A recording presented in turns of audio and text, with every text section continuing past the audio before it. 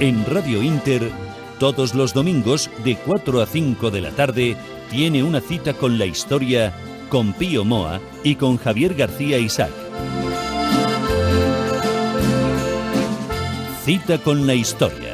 Presenta Javier García Isaac. De nuevo, un domingo más aquí en este su programa, en Cita con la Historia, en Cita con Don Pío Moa. La semana pasada estábamos hablando de la guerra civil desde un enfoque de vista del marxismo.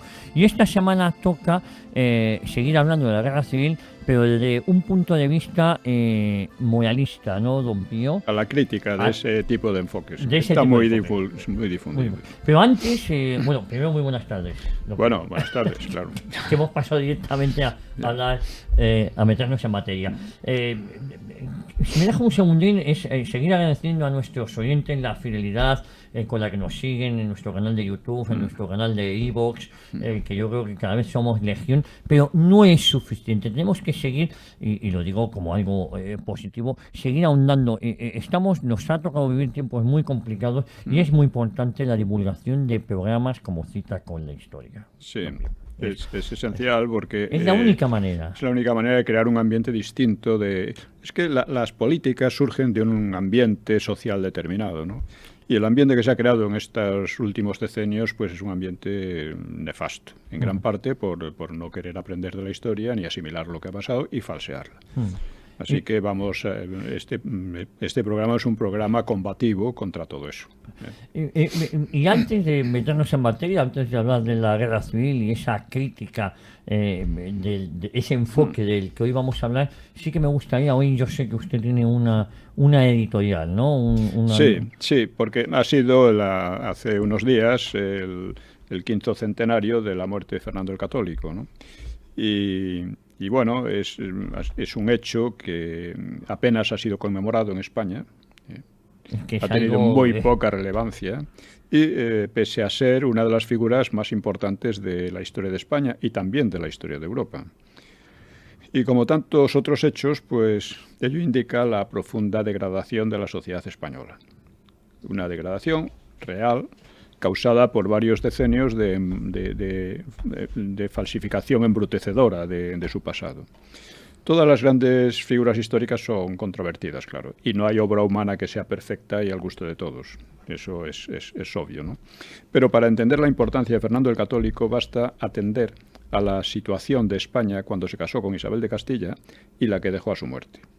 El balance puede resumirse muy brevemente.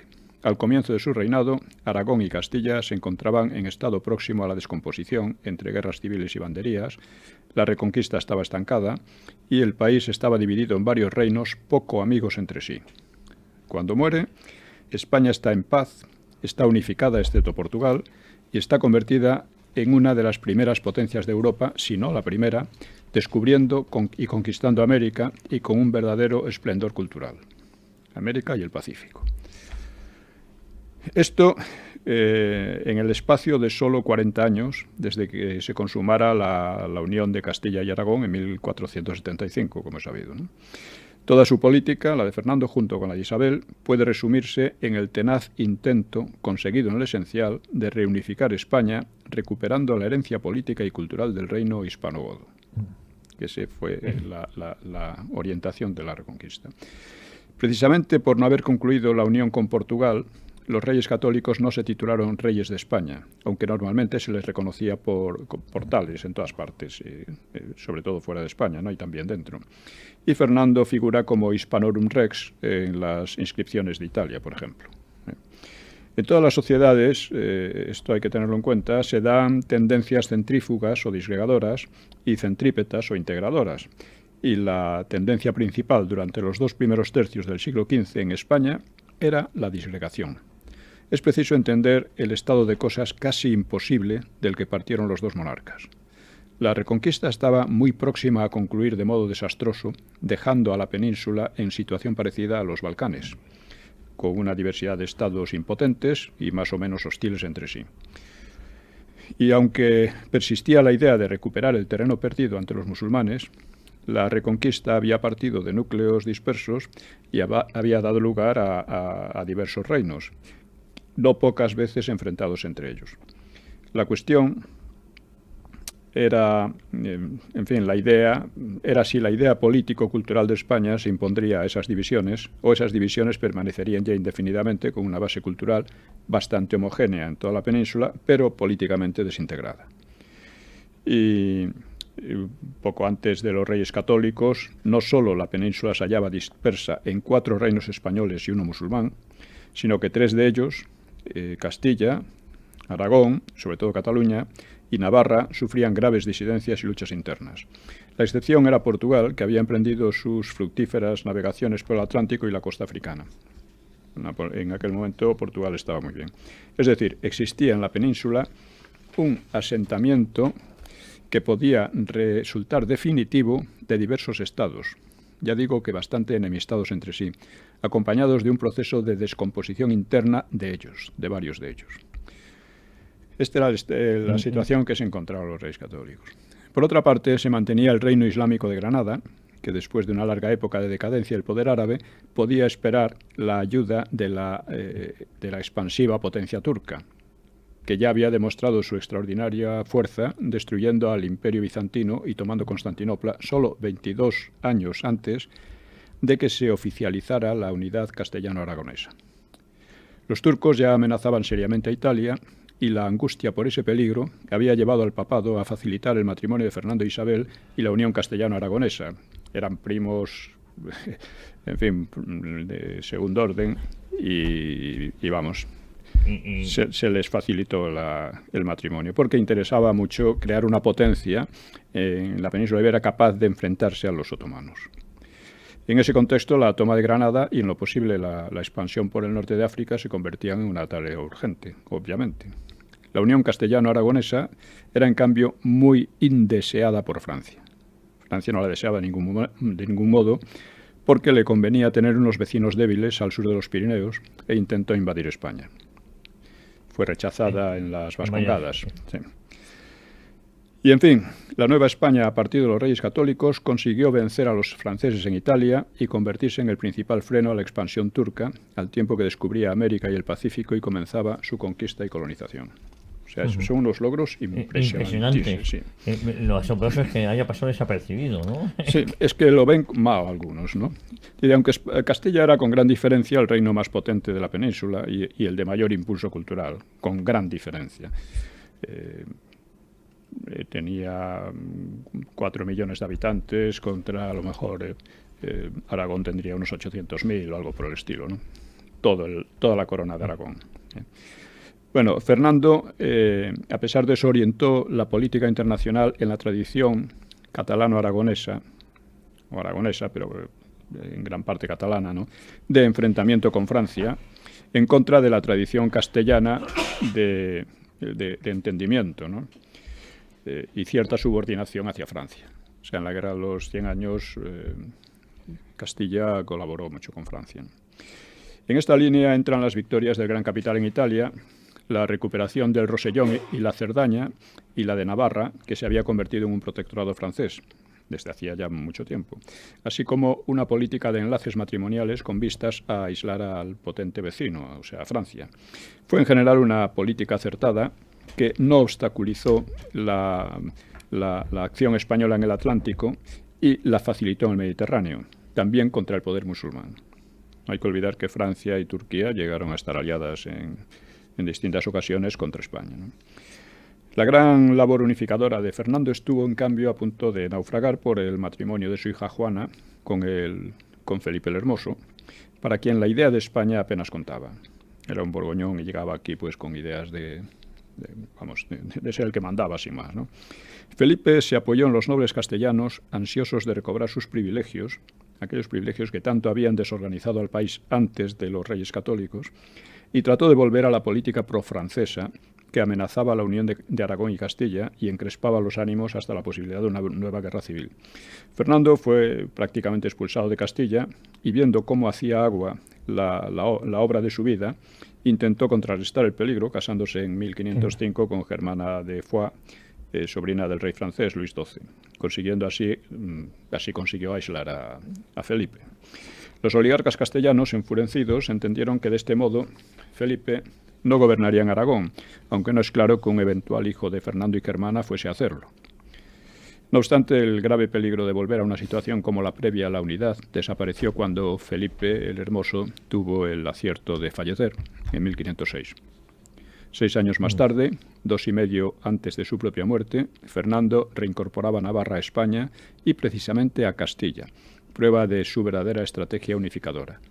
Finalmente, ordenó ser enterrado al lado de su primera esposa, Isabel, en Granada, pues, lo cual muestra que entendía bien cuál había sido la tarea histórica común de los dos. Como es sabido, los reyes católicos nunca se titularon reyes de España, debido a la exclusión de Portugal y de Navarra, quizá, que se esperaba que fuera pasajera. Pero como esa exclusión ha permanecido, con un paréntesis no muy largo, pues el nombre de España ha pasado a corresponder al resto de la península. Así que es perfectamente adecuado llamar a Fernando rey de España por encima de sus otros títulos. Más aún, es junto con Isabel el gran refundador de España. Es comprensible que ello irrite a los amigos de balcanizar el país y a los entusiastas de la leyenda negra, pero ¿qué le vamos a hacer? Pero efectivamente les irrita porque les irrita mucho porque están contra España.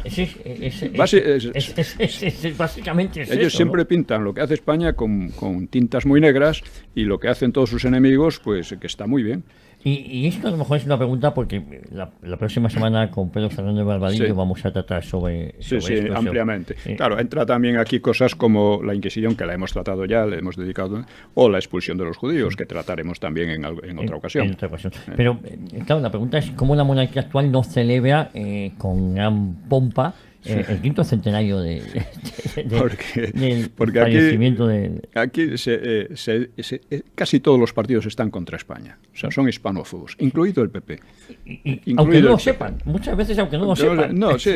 Quiero pensar, ¿no? Parece que unos quieren disgregar a España y otros quieren disolverla en la Unión Europea, ¿no? Que quede como una especie de región y como una potencia inferior dentro de lo que... Porque claro, las potencias fuertes son Alemania, Francia, etcétera, ¿no?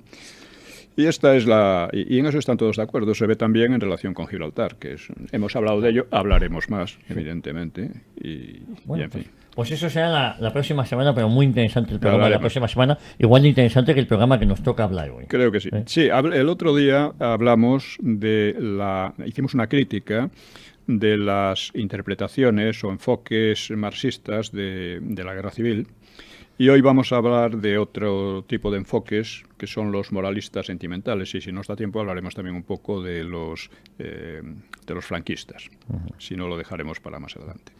El enfoque a nivel de crítica de la guerra civil española, desde un punto de vista moralista... Decíamos que básicamente hay 3 enfoques, aunque hay, por supuesto, no son puros y claros, pero en general se pueden decir así, ¿no? La dificultad del marxismo para encajar muchos sucesos, en particular el supuesto carácter idílico de la República y el democratismo del Frente Popular, que nunca existió, ha dado auge a interpretaciones que podemos definir como moralistas sentimentales, de muy escaso rigor doctrinal, pero con bastante fuerza emotiva. Para ellos, como las guerras son malas y las civiles peores, los contendientes son culpables, los dos, por estupidez o por maldad. Aunque suele culparse más al bando nacional, porque fue el que se rebeló, y exculpar, en cambio, algo a los republicanos, que aun con 1000 fallos habrían defendido al menos la legalidad. Esta es lo que mantiene, por ejemplo, Pérez Reverte de una manera absurda, ¿no? Pero en fin. Sí, que esa es otra cosa. Pérez Reverte ahora lo idolatran un determinado sector cuando hay muchos... no sabía cómo definirlo, sí, ¿no? Bueno, es un hombre que dice que la guillotina había sido una buena cosa y que, en fin, que habríamos tenido que estar con Napoleón y cosas por el estilo. Sí, por eso digo que en fin, hay que analizar mucho. Vamos a dejarlo ahí ahora porque estamos en otra cosa. Bueno, al calificar esta interpretación de moralista sentimental, no sugiero que la moral o los sentimientos estén de más al analizar la historia.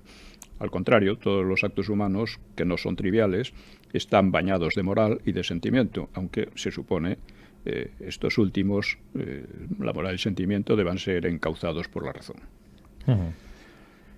Pero cuando se renuncia al esfuerzo de la razón, los sentimientos degeneran en sensiblería o en odio y la moral se convierte en moralina. Pese a ello, estas versiones encuentran simpatía en personas poco informadas o dadas a indignaciones arbitrarias. De ahí derivan vacos juegos de palabras como guerra incivil, son juegos vacíos, ¿no? O guerra fratricida. Fue fratricida si asimilamos los conceptos de compatriota y hermano, si bien toda guerra puede también llamarse fratricida, porque es entre seres humanos, ¿no? Otro tópico es el carácter cainita que se nos achaca a los españoles y del que se exceptúan quienes así se indignan, quienes así hablan, ¿no? Es un tópico que solo revela la ignorancia de la historia de los demás países, porque cosas muy parecidas y mucho peores han pasado en otros muchos países, ¿no? Y otro lugar común afirma que en una guerra civil pierden todos. Es otra expresión hueca. Ganan unos y pierden otros. La guerra civil de USA, pues ganaron unos y perdieron otros. Ganó el norte y perdió el sur. Y aquí ganaron los nacionales y perdió el cambió la historia contemporánea. Y cambió la historia, claro. O sea, estas expresiones huecas solo exhiben una pretensión gratuita de superioridad moral y se dedican a dramatizar los hechos, pero no a explicarlos. La idea de una guerra entre hermanos, que es corriente sobre todo en la derecha, tiene un fondo cristiano y quizá por ello nunca lo aceptó la gran parte de la izquierda. Así Margarita Nelken, muy admirada por Preston, por ejemplo, y otros muchos, fustigaba en escritos, tenía escritos que incitaban al terror y fustigaba pues a gente como, decía, aquel señor que solo desea el bien de España y que acabe cuanto antes esta lucha fratricida, porque, según él afirma, al fin y a la postre todos somos españoles. Pero ella aclara, cuando la guerra enfrenta no ya a pueblos distintos, sino a dos clases antagónicas del mismo pueblo, nada puede haber que exija soluciones tan radicales. O sea que no hay fraternidad ni... No, ahí no vale nada. Y por tanto decía, no hay amistades, ni confianzas, ni parentescos que valgan. Federica Montseny negaba, también, la que había sido ministra anarquista, negaba cualquier hermandad, porque afirmaba que la diferencia entre los contendientes superaba, decía ella, a la que pudiera haber entre terrícolas y marcianos. Y los separatistas vascos y catalanes consideraban extranjeros a los demás españoles.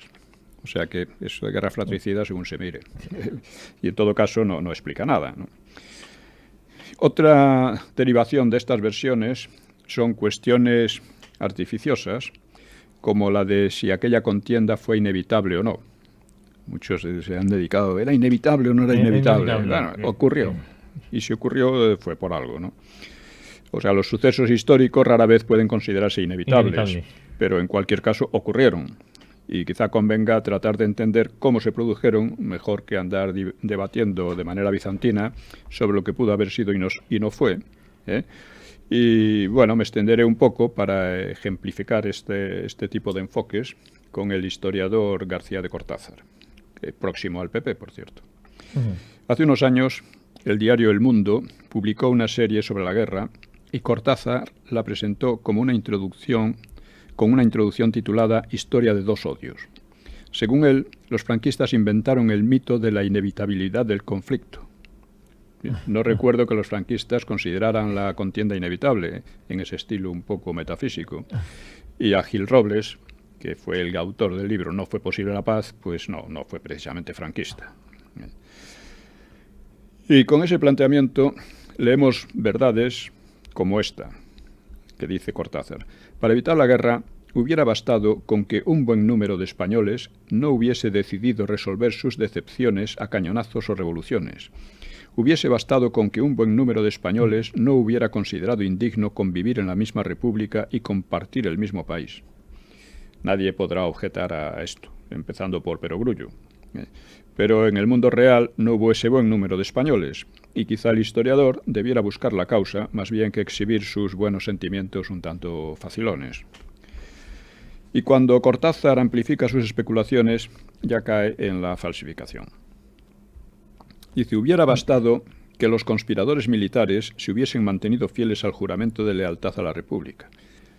Pero, si entendemos por república una legalidad democrática, el juramento carecía de valor en julio del 36, porque la república, que estaba agrietada por el asalto izquierdista de octubre del 34, se derrumbó desde las elecciones de febrero del 36, que no fueron democráticas. Fueron los políticos de izquierda quienes traicionaron su juramento o promesa de guardar y hacer guardar la ley, rebelándose primero en 1934 contra un gobierno legítimo, impulsando después un violento proceso revolucionario. Así que, ¿puede un historiador sustituir estos datos por especulaciones buenistas que muestren sus buenos sentimientos? Pues eso no tiene sentido. No tiene sentido. En fin, sigamos. Dice Cortázar. El socialista Largo Caballero y también Indalecio Prieto pensaron en 1934 que la destrucción de la democracia era irreparable si el fascista Gil Robles llegaba al poder. Bien, no hubo tal cosa, como he documentado a fondo en mi libro. Es decir, tratan de decir que sí, que se equivocaron, pero creían eso. No, no es verdad. Lo he documentado a fondo en el libro Los orígenes de la guerra civil. Es verdad. Ellos mismos lo decían. Largo y Prieto no tenían el más mínimo interés en la democracia y pensaban en una dictadura al estilo soviético, sobre todo Largo, principal líder socialista por entonces. Y sabían muy bien lo que Besteiro dijo en voz alta, que no existía peligro fascista, aunque fuera útil invocarlo como pretexto para su plan revolucionario. Así que ¿puede un historiador serio sustituir los documentos por especulaciones vacuas y aparentemente bien intencionadas, ¿no? Y Cortázar prosigue. En octubre, la huelga general lanzada por los socialistas recorre Madrid y el País Vasco, asalta Barcelona y en Asturias estalla en insurrección popular. Los rebeldes se alzaban desde la miseria y desde el ingenuo convencimiento de una sociedad sin clases, soñando con sepultar aquella otra sociedad que ignoraba sus padecimientos. Dice, ¿es posible hablar así a estas alturas? No. Los socialistas no lanzaron solo una huelga, sino una insurrección armada, que no fue popular porque nadie la siguió, excepto en la cuenca minera asturiana, pero dejó 1.300 muertos y muy graves daños en 26 provincias. Claro que no se da importancia a eso. Esto dice, desde la miseria y tal, dice, el PSOE preparó la insurrección textualmente como guerra civil. Y menos miseria, los mineros, que fueron los únicos que siguieron, tenían un trabajo duro, pero eran probablemente los obreros mejor pagados de España, además subvencionadas las minas, ¿no? Así que, lejos de ignorar sus padecimientos, como dice Cortázar, el Estado subvencionaba su empleo en minas muy poco rentables. O sea, verdadera miseria había en Extremadura y Andalucía, pero allí nadie secundó los llamamientos a la guerra civil. Así que los datos reales no pueden ser sustituidos una vez más por invocaciones sentimentales, ¿eh? Yo creo que vamos a irnos, si le parece, don Pío, una brevísima pausa publicitaria y volvemos de inmediato hablando sobre este nuevo enfoque sobre la guerra civil española. Sí, que creo que nos estábamos pasando, ¿no? Sí. En Radio Inter, Cita con la Historia, con Pío Moa y presentado por Javier García Isaac.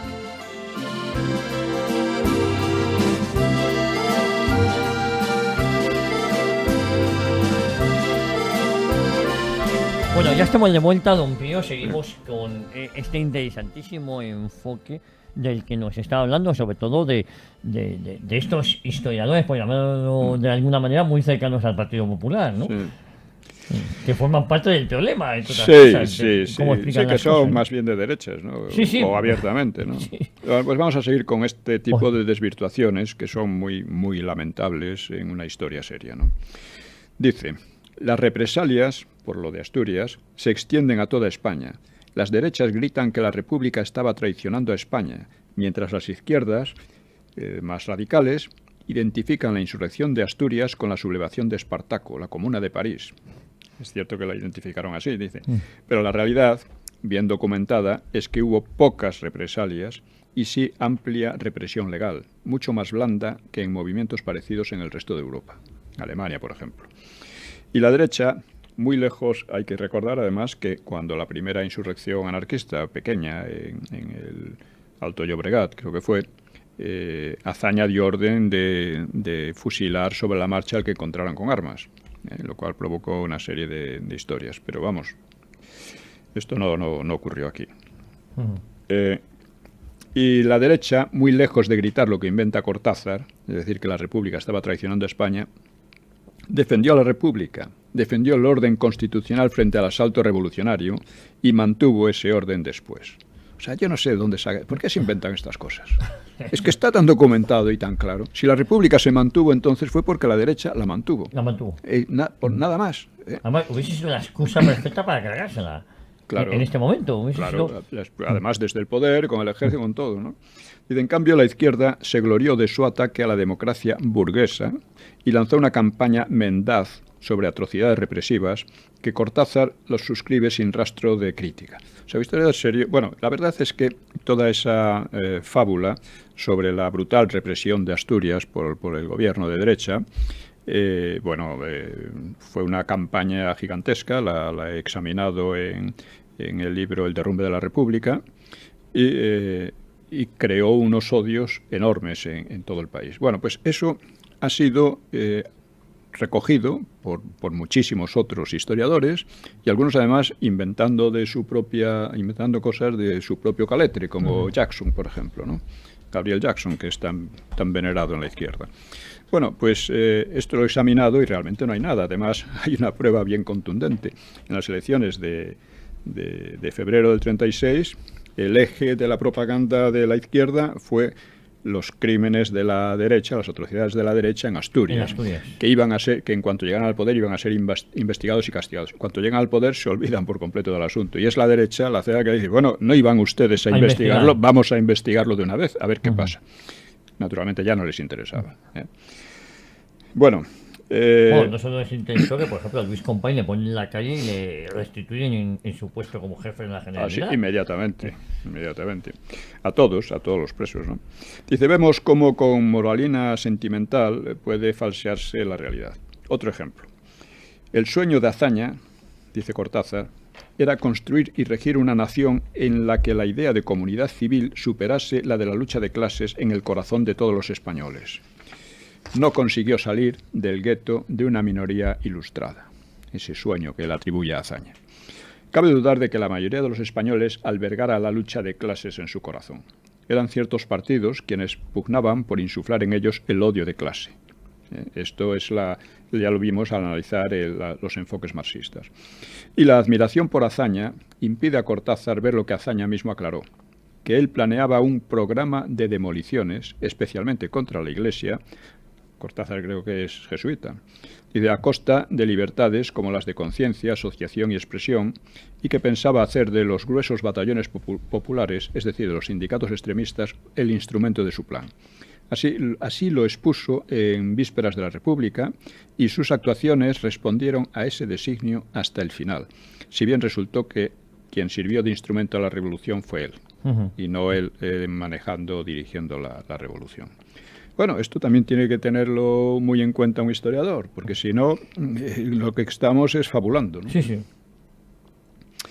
Y la misma confusión, por llamarla así, pues resuman frases como la pretensión de que Unamuno, dice, causó tristeza y horror en el mundo al apoyar a los militares alzados.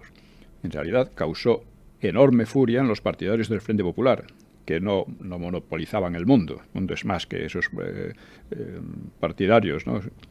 Y causó una gran alegría en los contrarios, pero para los contrarios, para Cortázar, no parecen existir o no tener la menor relevancia, lo cual no es una actitud muy ética y tampoco democrática. Pero ahí está, sí. Ahí está. Y Cortázar, lo lamentable es que ha sido un gran inspirador de la política de la derecha, del PP. Así está que el Partido Popular, pues para empezar, no ha derogado la ley de la memoria histórica, ¿no? Que tendría que haber sido lo primero que hubiese hecho, ¿no? Entre otras muchas cosas, ¿no? Pero para derogar la ley de la memoria histórica es necesario hacer, que la opinión pública entienda un poco cómo fue la historia real.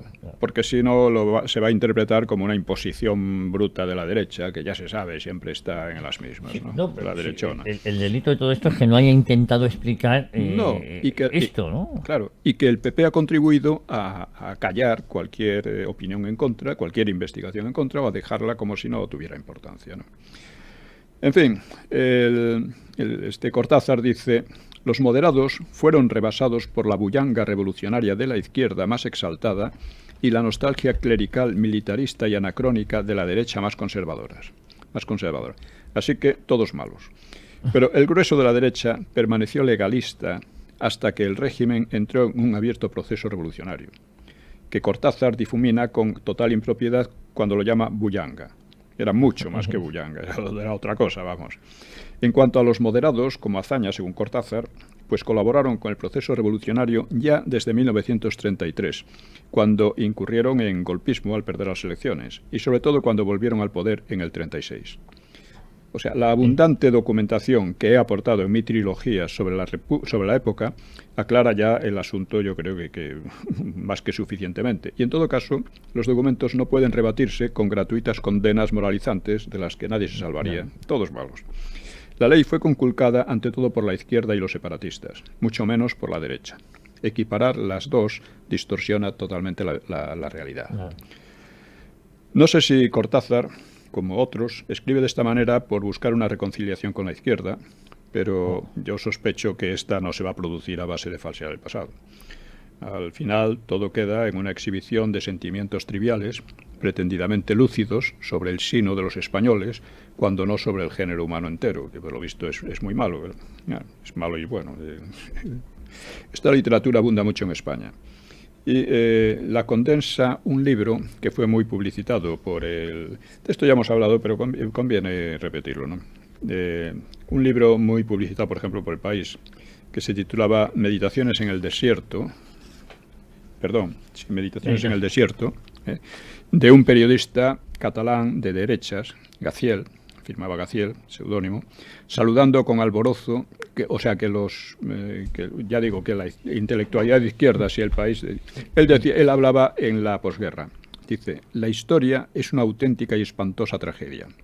El azaroso resultado, siempre imprevisible, no de una lucha noble y claramente desproporcionada entre el bien y el mal, sino de una vil e inmunda mezcla por encima de la cual se despliegan como espejitos para cazar alondras las banderas más deslumbrantes y los lemas más puros, mientras por debajo corren desatados como víboras y escorpiones el crimen y la traición.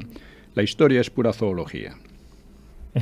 Claro, si esto es así, habría que preguntar. El autor se considera un autor, el autor se considera una excepción, o más bien una parte de ese panorama tan lamentable. Se cree por encima de la historia como juez de la historia, o entra en el catálogo de víboras y escorpiones. Si se cree por encima, pues suena un poco a una vanidad excesiva. Y si forma parte de aquel tal zoo, pues vuelve muy dudosa la validez del juicio que expresa. Eso.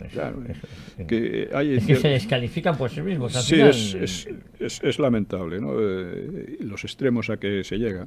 Claro, es cierto que muchas veces en las guerras y las posguerras se producen conductas verdaderamente repugnantes que producen pues una sensación de tragedia y de, como diríamos, de que el ser humano no tiene remedio, ¿no? Pero un historiador, o no historiador, un comentarista tiene que tener una actitud más lúcida y más sosegada, vamos a decir.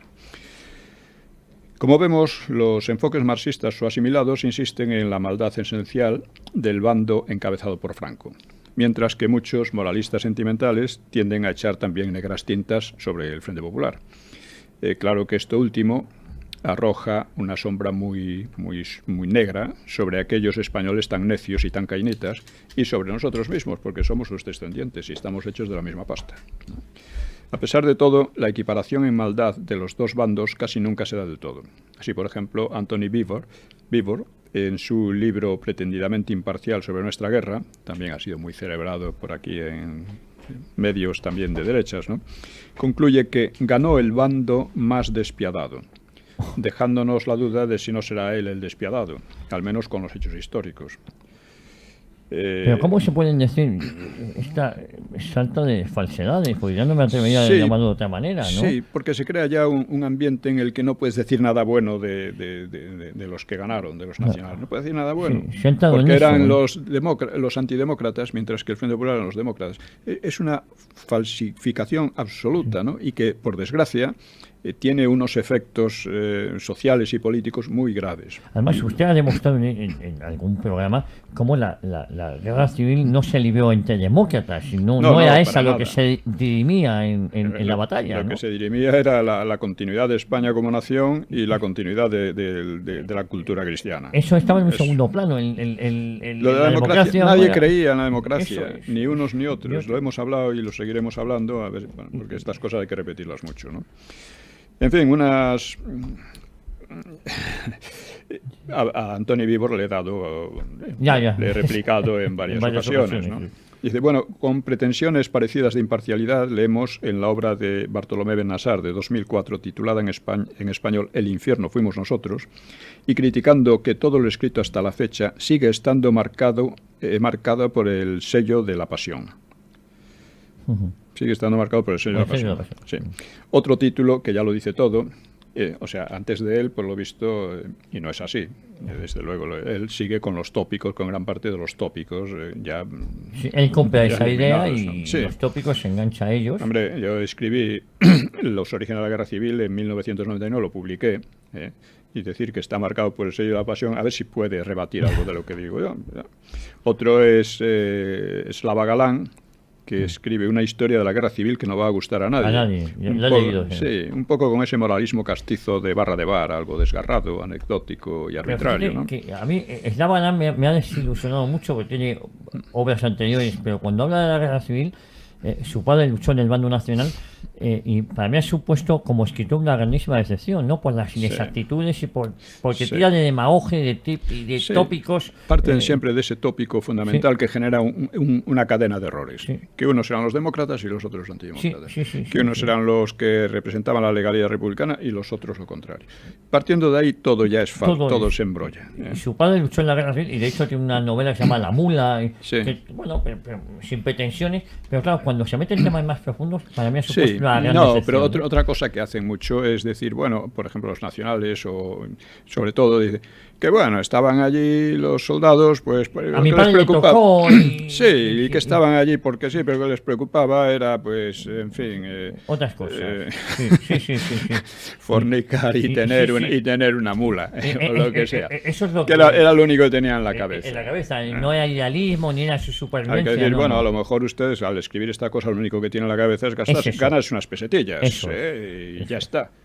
Insisto que me decepcionó mucho su obra En busca del unicornio, que fue premio Planeta en el 87, es decir, que hay una obra, pero cuando se ha metido con temas de la guerra civil... Yo eso no lo he leído, es decir, me refiero solo a esto. No, por eso digo que para mí supuso una grandísima decepción cuando se meten estos temas. ¿No?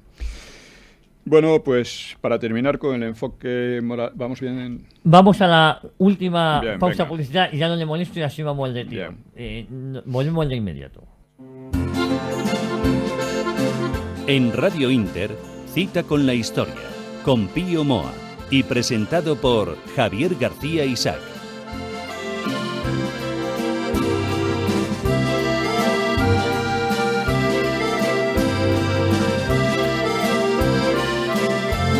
Bueno, ya estamos de vuelta y lo que nos trae, vamos a seguir hablando de autores. A seguir esto es muy resumido, evidentemente podríamos hacer un libro entero con este tipo de enfoques moralistas sentimentales, ¿no?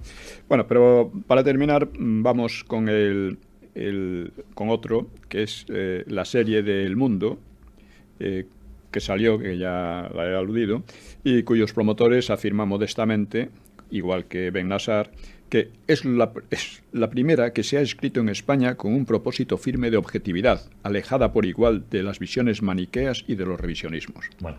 Es aquí ya vimos un poco como Cortázar, que lo prologaba, pues, o sea, nada menos. Claro está que las historias se escriben por lo común con propósitos de objetividad. Otra cosa es que los cumplan, ¿no? Y difícilmente los cumplirá quien empieza con tiradas como la presentación de su director, Pedro J. Ramírez, de la que vamos a hablar. Habla ahora. Dice, se titula Cuando solo te quedaba ser murciélago. Dice él que los dos bandos contendientes se componían de canallas y sádicos sayones, que habrían arrastrado contra su voluntad a cientos de miles de hombres buenos y millones de familias que simplemente pasaban por allí. Una lucha, dice él, entre pájaros y ratones, que explica metafóricamente, él no habría podido participar porque no se consideraba murciélago, es decir, que reunía rasgos de ratón y de pájaro. Hay que suponer que reunía los más positivos de cada cual, Sí, no, claro. no los de los sayones y canallas. No los más negativos, claro. O sea, hay una vanidad en todo esto que muy, Sí, muy claro. llamativa, ¿no? El murciélago efectivamente tiene algo de ratón y de pájaro, Claro. pero hay muchas cualidades negativas. En fin. No, quiere decir que él dice que tiene los rasgos, bueno, pero puede tener los buenos o los malos. Los malos, no, a eso me refiero. Claro. Dice, él, sentado cómodamente en su despacho, ajeno a las tremendas tensiones de los años 30 y sin más esfuerzo físico o moral que deslizar los dedos sobre el teclado, pues puede condenar a diestra y siniestra, excluyéndose generosamente a sí mismo y a otros murciélagos. En apoyo de su tesis, Pedro J. cita a Juan Benet, que explica así las cosas. Juan Benet era el que recomendaba que a Solzhenitsyn no le hubieran dejado salir del Gulag. Eso es. Que yo recuerdo que otro escritor me dijo que se había arrepentido de ello, pero no, 1 año o 2 años después decía que incluso se había quedado corto. Juan Benet. Juan Benet. Dice, Además, recuerdo esas declaraciones que hizo en televisión española, yo creo que sobre los 70, que fueron impactantes, ¿no? Sí, no, eso lo publicó cuando vino Solzhenitsyn, en el 76, lo publicó en Cuadernos para el Diálogo, sí. que era una revista cristiano-marxista, vamos a decir, para el diálogo con los marxistas después del Vaticano II. Sí. Pues dice Juan Benet, la República y el Estado Democrático quedaron pulverizados el 18 de julio por la acción conjunta y simultánea de 2 revoluciones extremistas lanzadas contra él en un mismo día. Es decir, que unos locos o canallas de un lado y otro decidieron un buen día, impulsados por su simple besania, acabar con una república democrática que en realidad ya no existía para nada, como está hoy día claramente demostrado, e insistiremos en otros programas, ¿no?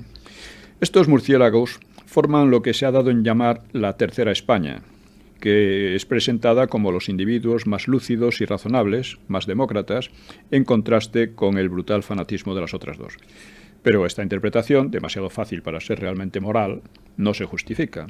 ¿Cómo gentes tan lúcidas no lograron impedir la catástrofe cuando tenían a su favor a los millones de personas opuestas o distintas de los sayones y canallas? ¿Cómo no alertaron a las buenas gentes de lo que se les venía encima? ¿O no se percataron de cómo se acercaba el desastre? Pues en efecto, no. No se enteraron, no quisieron o no supieron hacer nada práctico y por ello sus quejas y acusaciones quedan en declamaciones retóricas a destiempo. En realidad, casi nadie pasaba por allí, como dice Pedro J., sino que las tensiones y odios de aquellos años aquejaron a toda la sociedad española y casi todo el mundo tomó partido. Algunos de esa Tercera España o murciélagos pues prefirieron tenerse al margen por razones muy diversas. Desde el mero instinto de conservación, veían que estaba allí y se marchaban o lo que fuera, hasta la imposibilidad de hacer carrera en ningún bando, pasando por un rechazo a ambos, pero que no, ese rechazo no era necesariamente lúcido ni democrático. O sea, el hecho de decir que estamos en medio, que no, eso no garantiza nada, ni significa una moral superior, ni nada por el estilo. Allí había un problema muy serio, que era la supervivencia de España y la supervivencia de la cultura cristiana, y eso inevitablemente había que tomar partido a favor o en contra. Porque la izquierda estaba decidida a acabar con ello. Bueno, hay una frase mítica que es media España no se resignaba a morir, ¿no? Sí, no, que es verdad, de Gil Robles, ¿no? Así que el enfoque moralista sentimental no mejora mucho al enfoque marxista o marxistoide como explicación de lo que pasaba en aquel tiempo. Añadiré otra observación. Si hubiera ganado el bando que la literatura marxista y parte de la moral sentimental consideran progresista o popular, su versión sería épico-triunfal, en la que los sacrificios necesarios habrían abierto un mundo nuevo de emancipación humana, etcétera, etcétera. Como fueron derrotados, esa historiografía centra su atención en los rasgos más sórdidos y siniestros, atribuyéndolos directa o indirectamente a los vencedores.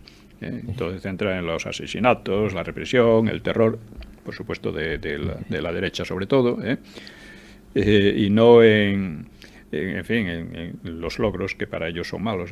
Era un poco con lo que veíamos al hablar de Fernando el Católico. A esta gente le molesta mucho todas estas cosas. Los triunfos, los éxitos, que al fin y al cabo es lo que se ha cimentado España, ¿no? Claro. Y toda acción humana tiene su parte oscura, su parte de sombra, porque, en fin, desde el pecado original el ser humano es como es, ¿no? Ha entrado en el mundo de la moral, ha abandonado el mundo del instinto y ya está. Bueno, ¿tenemos algo de tiempo? Sí, nos quedan yo creo que 10 minutos. 10 minutos. Bueno, entonces podemos hablar de los enfoques franquistas. Es decir, hemos sacado el enfoque moralista sentimental. Y vamos a entrar en el enfoque franquista de la guerra civil. Sí, que lo continuaremos la próxima semana, no, la posterior. Pues la próxima semana. La siguiente semana haríamos un esquema de cómo se desarrolló en el aspecto militar la guerra civil. Luego otro del desarrollo político. Y luego otro también sobre otros aspectos, ¿no? Iremos intercambiándolo como con programas de la próxima semana, que es sobre Fernando el Católico, Fernando Rey de España. Eso es. Bueno, llamaré versiones franquistas a las que encuentran justificada la rebelión cívico-militar del 18 de julio del 36 y cargan toda o la mayor parte de la responsabilidad del conflicto sobre el bando llamado impropiamente republicano, porque acabó con la República. Hay historiadores destacados en este campo, son los hermanos Salas Larrazábal, Martínez Bande, Ricardo de la Cierva, Luis Suárez, Arrarás y otros muchos. El adjetivo de franquista no es aquí muy preciso, pues parte de estos historiadores no se definirían así, y en él cabe integrar a otros como Boloten, que sin defender al bando nacional destruye en su documentalísima obra los atenuantes que suelen conceder los sentimental moralistas al Frente Popular. Es una obra famosa, empezó como el gran camuflaje o el gran engaño, y vamos, su edición última creo que es sobre la guerra civil, sin más, no recuerdo ahora el título exactamente, pero es un libro impresionantemente documentado. Bernard Boloten estuvo, hizo un archivo verdaderamente impresionante, inmenso, ¿no? De la prensa, de las declaraciones, en fin, de documentos de todo tipo. Bien, en los autores de este tipo, o sea, franquistas, llamados franquistas de una manera muy amplia, pues apreciamos en primer lugar el defecto contrario a los anteriores. En el enfoque marxista, la teoría tiene tal potencia que consigue absorber y deformar los hechos y la lógica.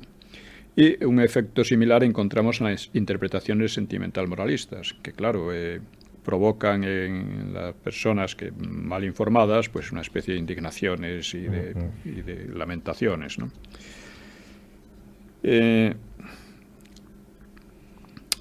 Como hemos dicho, los enfoques sentimental moralistas pues carecen de teorización seria, pero la sustituyen por una fuerza emotiva que apela a sentimientos morales profundos, aunque lo hagan, como ya hemos visto, de un modo un tanto fraudulento.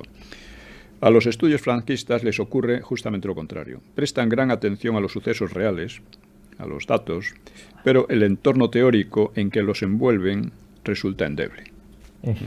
Cualquiera que lea sus obras comprobará la cuidadosa exposición de hechos, el recurso a estadísticas, documentación y datos que desmienten gran parte de lo escrito sobre ellos por las versiones contrarias. Y sin embargo, se muestran vacilantes a la defensiva como acosados y no acosadores frente a los enfoques contrarios. Y no es difícil entender la causa de este fallo, ¿no? Los marxistas y sentimentales, por mucho que desfiguren o pasen por alto gran número de sucesos, tienen a su favor una baza esencial. Han logrado presentar a los vencidos como adalides de la libertad, de la democracia, como el pueblo por excelencia.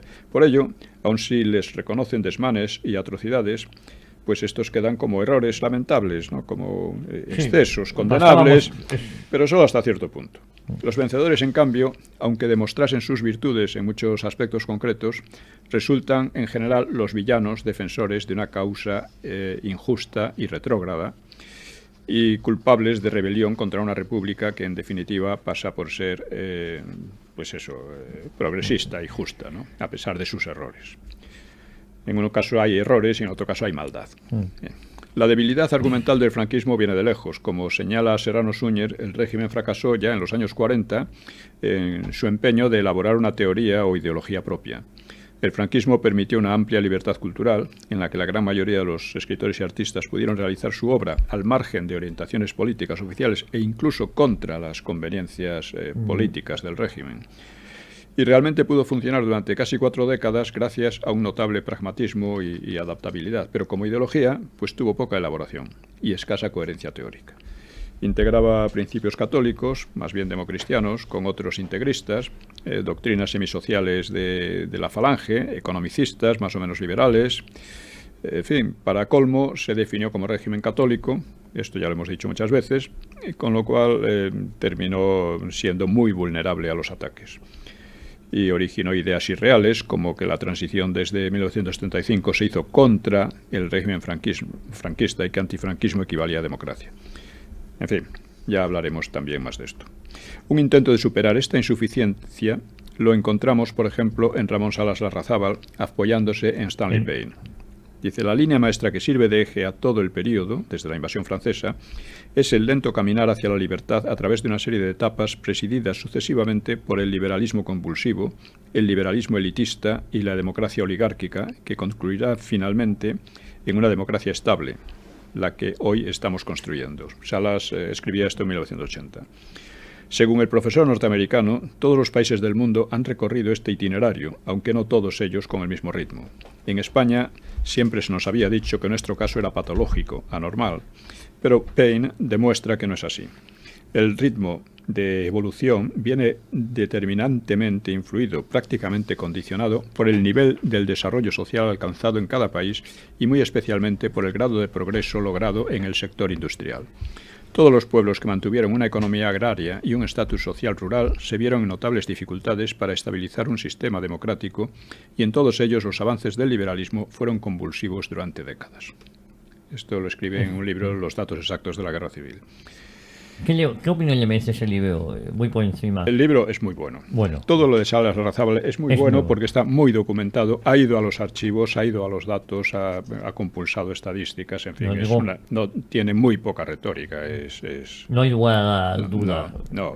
Hombre, los datos exactos de la Guerra Civil, él mismo dice que es una expresión exagerada, pero es un poco para llamar la atención, ¿no? Porque pero por lo menos lo da y se basa en algo y fulmina los datos nada exactos que suelen circular, ¿no? Así que la guerra civil habría sido producto de una evolución general que en gran parte de Europa había causado la convulsión mucho mayor de las dos guerras mundiales. Y este análisis podía ser cierto, pero no solucionaba el problema, porque los malos seguían siendo quienes habrían atacado en su momento la libertad que se atribuía al Frente Popular. Otro rasgo de la historiografía franquista, fiel a la concepción de la guerra entre hermanos, es su frecuente apelación a la reconciliación y la concordia, dejando el pasado para los historiadores y al margen de la política actual.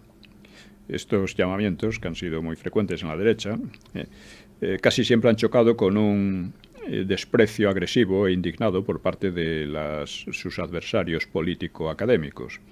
Una agresividad cuyo fundamento se encuentra en dos hechos y una suposición derivada de ellos. Los hechos ciertos son, primero, que los nacionales habrían ganado con ayuda de los países vencidos en la Segunda Guerra Mundial, que son condenados de una manera absoluta. Y segundo, que Franco había instaurado un régimen no democrático. La suposición derivada, de apariencia lógica pero irreal, es que, por los dos motivos anteriores, Franco habría sido un dictador equiparable a Hitler, o al menos a Mussolini, y habría mantenido al país en el mayor atraso y practicado una represión feroz. En otras palabras, la guerra civil la habían ganado injustamente los peores, y ello exigía una venganza o reparación, al menos en el terreno intelectual y político, ya que no era posible en el de las armas, ¿no? Por consiguiente, nada parecía más despreciable que el intento de justificar a tan nefastos vencedores y sus hipócritas llamamientos a la reconciliación.